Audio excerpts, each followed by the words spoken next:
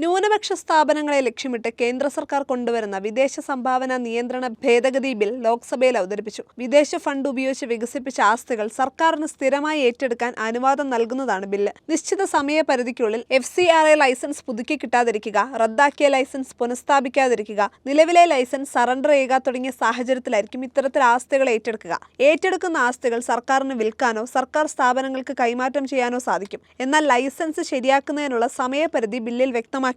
കേന്ദ്ര സർക്കാരിന് പിന്നീട് ഇത് കൂട്ടിച്ചേർക്കാനുള്ള അനുവാദം ബില്ലിൽ നൽകിയിട്ടുണ്ട്. സർക്കാർ നിശ്ചയിക്കുന്ന ഒരു അതോറിറ്റിക്കാണ് ഇത് സംബന്ധിച്ച അധികാരം കൈമാറുന്നത്. ഈ അതോറിറ്റിക്ക് സിവിൽ കോടതിയുടെ അധികാരമുണ്ടാകും. കേന്ദ്ര സർക്കാരിന്റെ പൊതുവായ നിർദ്ദേശങ്ങൾക്കനുസരിച്ചായിരിക്കും അതോറിറ്റി പ്രവർത്തിക്കുക. അതോറിറ്റിയുടെ ഉത്തരവിനെതിരെ പരാതിക്കാർക്ക് 90 ദിവസത്തിനുള്ളിൽ അതത് സ്ഥാപനം സ്ഥിതി ചെയ്യുന്ന പരിധിയിലെ ജില്ലാ ജഡ്ജിക്ക് അപ്പീൽ നൽകാം.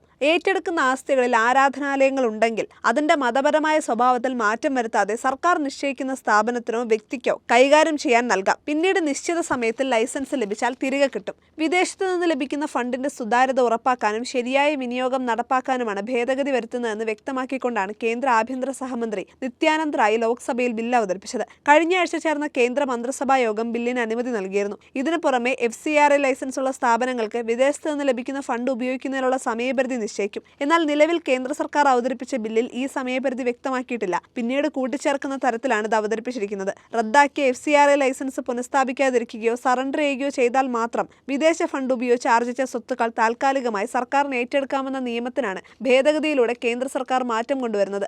ലൈസൻസ് പുതുക്കാത്തതിന്റെയോ റദ്ദാക്കിയതിന്റെയോ പേരിൽ നേരത്തെ താൽക്കാലികമായി ഏറ്റെടുത്ത സ്ഥാപനങ്ങൾക്കും പുതിയ ഭേദഗതി ബാധകമാണ്. ഇത്തരം സ്ഥാപനങ്ങളുടെയും ആസ്തികൾ സർക്കാരിന് സ്ഥിരമായി ഏറ്റെടുക്കാൻ സാധിക്കും. ഏറ്റെടുത്ത ആസ്തികൾ വിറ്റുകിട്ടുന്ന പണം സർക്കാരിന്റെ സഞ്ചിത നിധിയിലേക്ക് മാറ്റും. നിലവിലെ ലൈസൻസ് പുതുക്കി ലഭിക്കാത്ത സാഹചര്യത്തിൽ സർക്കാരിന്റെ അനുമതിയില്ലാതെ ആ ആസ്തി കൈകാര്യം ചെയ്യാൻ സാധിക്കില്ല. കൂടാതെ FCRA നിയമപ്രകാരമുള്ള ഒരു കുറ്റകൃത്യത്തിന് കേന്ദ്ര സർക്കാരിന്റെ അനുമതിയോടെ മാത്രമേ നടപടി സ്വീകരിക്കാൻ കഴിയൂ എന്നും പുതിയ ഭേദഗതിയിൽ പറയുന്നു.